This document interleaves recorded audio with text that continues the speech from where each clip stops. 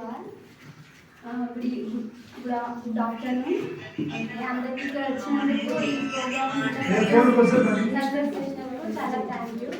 ఇంకా నేను most of daddy అంటే మా ఫ్యామిలీ ఎక్కువ తెలుసు, మేమందరం ఇంట్లోనే ఉంటూ సిన్సియర్గా చదువుకుంటాం. అయితే నా ఎడ్యుకేషన్ స్టార్టింగ్ డేస్ ఇక్కడ ఈ విలేజ్లోనే అప్ టు ఇంటర్ వరకు ఇక్కడే చదివా. ప్రకాష్ సార్ సార్ ఇంకా నాగేష్ సార్ చాలామంది మాకు చిన్నప్పుడు చెప్పిన వాళ్ళే. ఫస్ట్ అప్ టు 5th వరకు ప్రకాష్ సార్ స్కూల్లో చదివి నెక్స్ట్ జెడ్పిహెచ్ఎస్ గుట్ట మీద జెడ్పిహెచ్ఎస్లో చదివా. తర్వాత మోడల్ స్కూల్కి వెళ్ళా. అలా నాన్న ఎప్పుడు చెప్తుండేవాడు ఫస్ట్ రావాలి అని.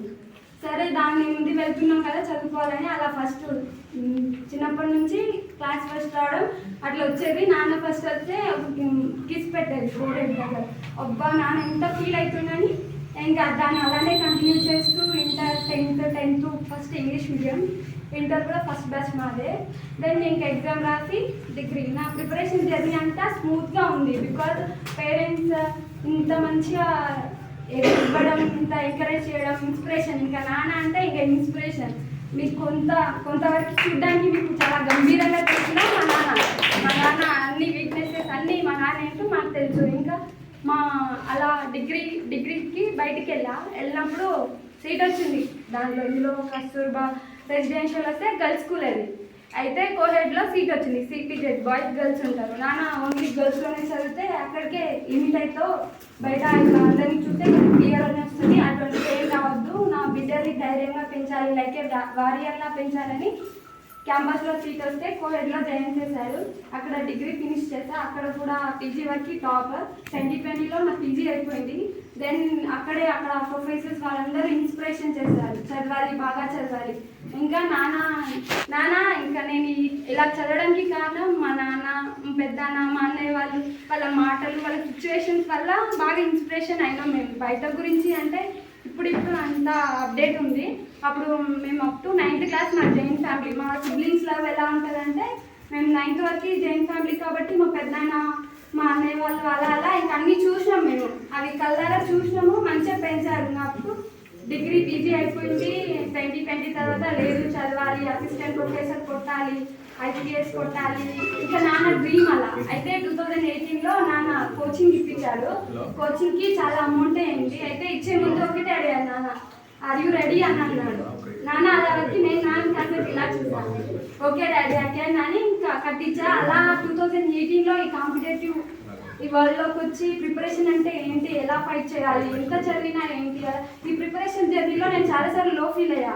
నాన్న ఇంత కాంపిటీషన్ ఉంది అని చాలాసార్లు అడిగినప్పుడు నాన్న చెప్తుండే, నువ్వు అలా భయపడద్దు, ప్రయత్నం ఓడిపోయినంత వరకు, ప్రయత్నించేంత వరకు నువ్వు ఓడిపోయినట్టు కాదు, నువ్వు ఇంకా ప్రయత్నిస్తూనే ఉండాలి, నీకు వచ్చేంత వరకు అన్నాడు. అలా నా ఫస్ట్ సక్సెస్ నెట్ క్వాలిఫై అయినప్పుడు మా ప్రొఫెసర్స్ అన్నారు, నువ్వు నెట్ క్వాలిఫై అయ్యావు, ఇంకా నీ సబ్జెక్ట్ నీకు లైఫ్ ఇస్తుంది, దాని వదలకు అని చెప్పారు. అలా నెట్ తర్వాత సెట్ అన్ని క్వాలిఫై అయ్యా. ఇంకా ఈ ప్రిపరేషన్లో 2022లో నోటిఫికేషన్ వచ్చింది.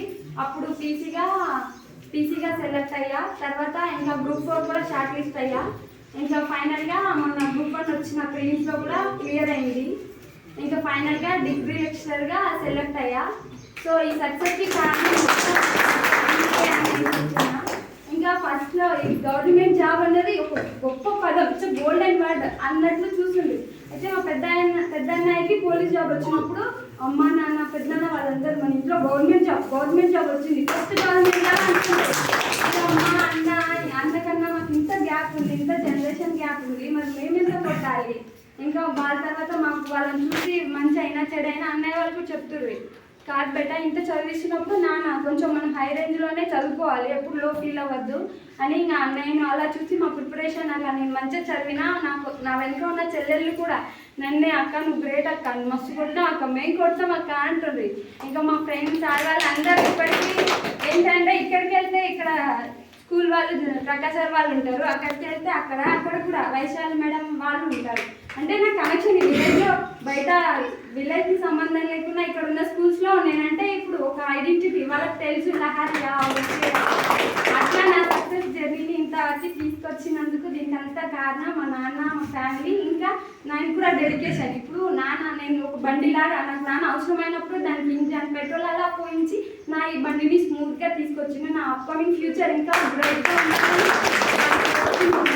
సో గ్రూప్ 1 కూడా క్లియర్ చేసి నా ఐఏఎస్ అన్న డ్రీమ్ తర్వాతకి ముందుకు తీసుకెళ్ళి నా అప్కమింగ్ జనరేషన్స్ వాళ్ళందరినీ తీసుకొస్తానని ఈ ప్రోగ్రామ్కి ఇంత పెద్ద సక్సెస్ చేసినందుకు థ్యాంక్ యూ అందరికీ.